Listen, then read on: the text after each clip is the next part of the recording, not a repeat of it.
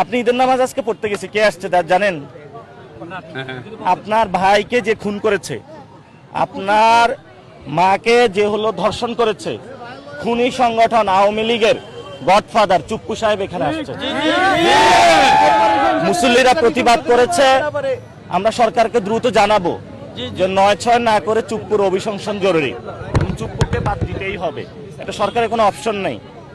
যদি এটা না বাদ দেয় ভালোই তাহলে তো আমরা আন্দোলনে যেতেই হবে।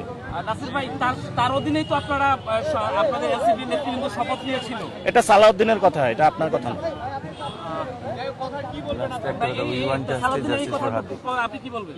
সালাউদ্দিনের এই কথা তো সমস্যা আগে বলেছিলাম, শিলং ফেরত থেকে বাংলাদেশের কথা। কারণ ওই সময় স্পিকার ছিল না, যেই জন্য হলো যদি চুপ্পু চলে যেতে হতো তাহলে স্পিকার ওই সময় ক্ষমতাটা গ্রহণের ওই সুযোগটা তখন ছিল না। আর আপনি ৫ তারিখে বিএনপি কি ক্যান্টনমেন্টে যায় নাই? গিয়েছে তো। কেন গিয়েছে? বিপ্লবী সরকার হলে কেন ৫ তারিখে ক্যান্টনমেন্টে গিয়েছে? বিএনপি ৫ তারিখে ক্যান্টনমেন্টে যাওয়ার কারণেই তো বিপ্লবী সরকার গঠন হয় নাই। তো এগুলা কি জানে না নাকি? ওই সময় কি সালাউদ্দিন দেশে ছিল?